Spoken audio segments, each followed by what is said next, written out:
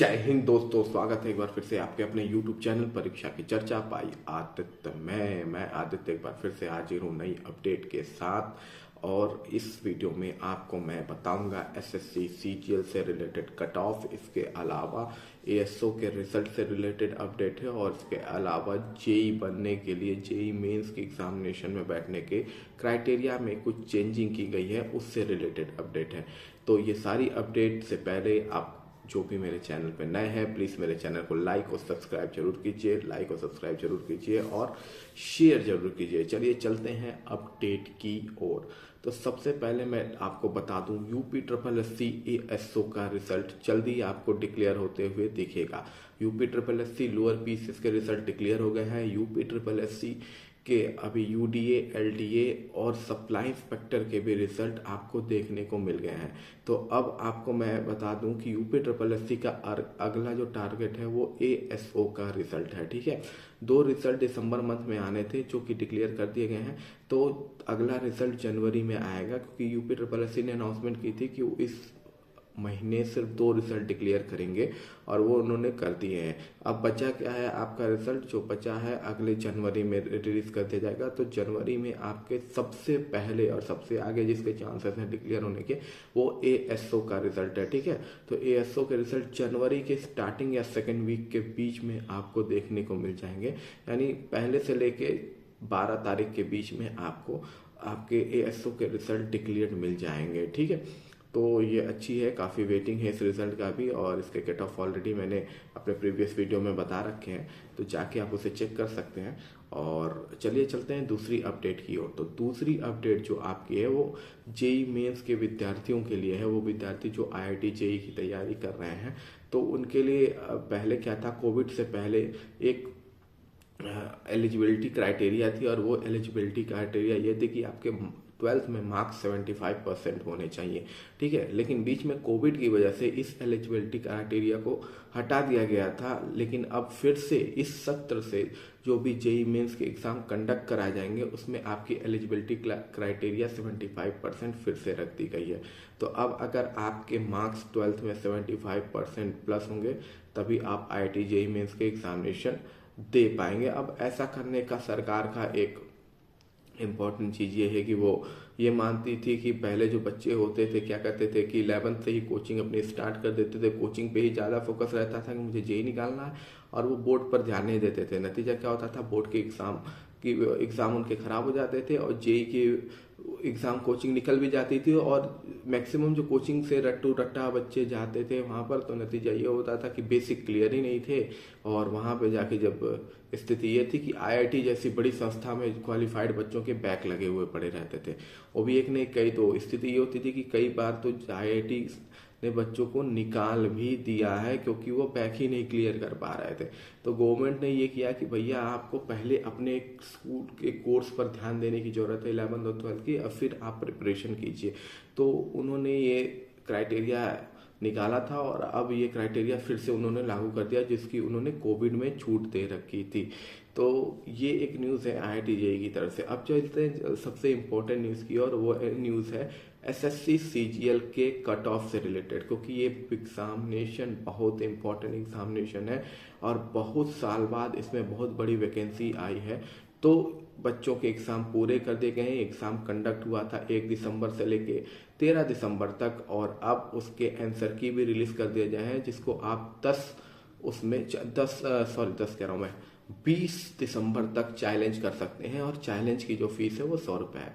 लेकिन अब मैंने जब आंसर की देखी तो मुझे काफ़ी लोगों ने ये बात बताई है कि आंसर की में जो मतलब आंसर की दी हुई है और कुछ क्वेश्चंस हैं जिसमें कुछ गड़बड़ी पाई गई है। देखिए इंपॉर्टेंट मैं बता दे रहा हूँ, गिन के 5 क्वेश्चन हैं जिनमें गड़बड़ी पाई गई है, जिससे बच्चों के मार्क्स बढ़ने की चांसेस बहुत ज़्यादा हैं। 5 क्वेश्चन में गड़बड़ी हुई है, जिसमें से एक क्वेश्चन में आंसर की से गड़बड़ी है, आंसर की के ऑप्शन गलत है जो कि सही आंसर का ऑप्शन को शो नहीं कर रहे हैं। दूसरे में क्वेश्चन के 2 ऑप्शन सही हैं और आंसर की में एक ऑप्शन बताया वो भी गलत बताया है। ठीक है, और 3 क्वेश्चन तो ऐसे हैं जिनके ऑप्शन ही नहीं है, क्वेश्चन में ऑप्शन ही नहीं है। तो ये जिन जिन शिफ्ट में ये पेपर होंगे उन शिफ्ट के बच्चों के लिए बहुत ही बड़ी बेनिफिट है। ठीक है, दूसरी बड़ी अपडेट ये है उससे कि देखिए बच्चे भरे तो ज़्यादा थे, लेकिन कंडक्ट जो एग्ज़ाम में सिट हुए मतलब बैठे वो लगभग 50% बच्चे थे। 50% से ज़्यादा बच्चे एग्ज़ाम नहीं दिए हैं, जिसमें सबसे ज़्यादा बच्चे किसी कैटेगरी में एग्ज़ाम दिए हैं तो वो ओबीसी की कैटेगरी है। ओबीसी की कैटेगरी में बच्चे ज़्यादा एग्ज़ाम दिए हैं। उसके बाद अनरिजर्व कैटेगरी है, उसके बाद आपकी शेड्यूल कास्ट की कैटेगरी है, फिर ईडब्ल्यूएस कैटेगरी और सबसे कम शेड्यूल ट्राइब कैटेगरी में बच्चों ने एग्ज़ाम दिया है। ठीक है, तो अब ये आता है कि भैया कट ऑफ क्या जा सकता है, क्या रॉ स्कोर है जिसपे आपके चांसेस 100% है और क्या रॉ स्कोर है जिसपे आपके चांसेस नॉर्मलाइजेशन पर डिपेंड करते हैं, और क्या रॉ स्कोर है जिसमें आपके चांसेस 50-50 बने हुए हैं कि हो सकता है कि आपके एग्जामिनेशन हो जाए या हो सकता है वैकेंसी, क्योंकि कभी कभी आज जैसे SSC-GD में उन्होंने बढ़ा दी थी, में भी हो सकता है और वैकेंसी वो CGL में भी ऐड करें। तो अगर ये होता है तो क्या रॉ स्कोर होते हैं, इन सब पर हम बात करते हैं। चलिए चलते हैं कि पता करते हैं कि वो कौन क्या कट ऑफ जा सकता है, क्या एक्सपेक्टेड कट ऑफ के चांसेस बनते हैं। तो चलिए चलते हैं, जानते हैं कि कौन सा आपका 100% स्कोर जो सेफ है, रॉ स्कोर जो इसके आ रहे हैं 100% उनके चांसेस हैं कि वो टियर 2 में बैठने वाले हैं। तो जनरल कैटेगरी से 115 से 120 जिसके रॉ स्कोर आ रहे हैं उनके 100% चांसेस है कि वो टियर 2 में बैठेंगे। इसके अलावा ओबीसी कैटेगरी से जो 110 मार्क्स से 115 ला रहे हैं तो उनके 100% चांसेस हो जाते हैं। ईडब्ल्यूएस से 105 से 110 मार्क्स जो ला रहे हैं, एससी से 95 से 100 मार्क्स जो ला रहे हैं और एससी से 85 से 90 मार्क्स जो ला रहे हैं, ये जो रॉ स्कोर है एकदम सेफ है, जिनके चांसेस 100% है कि आप टियर 2 के एग्जाम के लिए सेलेक्टेड हो जाएंगे। 100% है 115 से 120 तक के। ठीक है, और नॉर्मलाइजेशन चुकी होगा और मैंने आपको ऑलरेडी बताया है कि क्वेश्चन कुछ गलत भी हैं तो उससे बन जाएगा आराम से। तो इतने मार्क्स जो पाने वो एकदम निश्चिंत रहे कि वो टियर 2 में बैठने वाले हैं। वो टियर 2 की तैयारी करना शुरू कर दीजिए, एकदम जम के लग जाइए। अब और भी एक चांसेस है जो 50-50 मेरे हिसाब से जिनके चांसेस है कि वो हो सकते हैं। अब वो 50-50 वाले के बारे में भी बात कर लेते हैं जिनके रॉ स्कोर 50-50 के चांसेस हैं। तो सबसे ऊपर है देखिए जनरल कैटेगरी के जो 50-50 में चांस हैं, जिनके 110 से 115 नंबर आ रहे हैं, उनके चांसेस हैं कि वो 50-50 चांसेस हैं कि वो बैठ सकते हैं टियर 2 के एग्जाम में। इसके अलावा ओबीसी में 100 से 110 मार्क्स पा रहे हैं, उनके भी चांसेस बन रहे हैं पर 50-50 बन रहे हैं, नॉर्मलाइजेशन पर डिपेंड करेगा। ईडब्ल्यूएस के जो है 95 से 100 मार्क्स हैं तो आपके भी चांसेस हैं, ये डिपेंड करता है कि आपके शिफ्ट और आपकी नॉर्मलाइजेशन पर। एससी के 85 से 90 मार्क्स हैं तो ये डिपेंड करेगा उन पर कि नॉर्मलाइजेशन पे, ये भी पूरा डिपेंड है कि 85 से 90 है कि उनके 50-50 चांसेस बने हुए हैं। और एसटी के 80 से 85 है तो उनके 50% चांसेस हैं, 50-50% चांसेस है कि आप भी टियर 2 के एग्जामिनेशन में बैठ सकते हैं। तो देखिए जो जिनके रॉ स्कोर यहाँ पे भी आ रहे हैं वो भी अपनी तैयारी को कंटिन्यू रखें, ठीक है, क्योंकि आपके भी 50-50% चांसेस तो हैं ही टियर 2 में बैठने के।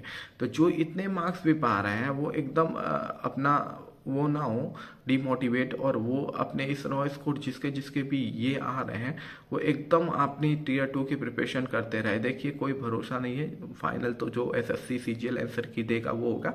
मैंने इसलिए इसे 50-50 चांसेस दिया है। काफ़ी लोगों ने बहुत कम कट ऑफ बताए हैं, मैंने 100 और 50-50 में इसलिए दिया था कि काफ़ी बच्चे कंफ्यूज रहेंगे कि किसके एकदम चांसेस है किसके एकदम चांसेस नहीं है, इसलिए मैंने दो कैटेगरी में बांट दिया कि एकदम चांसेस की कैटेगरी जो है वो 115 से 120 और 50-50 चांसेस की जो कैटेगरी है वो 110 से 115 होगी। ठीक है, तो ये आपके कट ऑफ हैं और ये जितने बच्चों के रॉ स्कोर इतने आ रहे हैं वो अपनी पढ़ाई करते रहें। अगर वैकेंसी थोड़ी और बढ़ती है तो रॉ स्कोर और भी कम वालों का होने के चांसेस है, तब जनरल कैटेगरी 105 पे भी जा सकती है।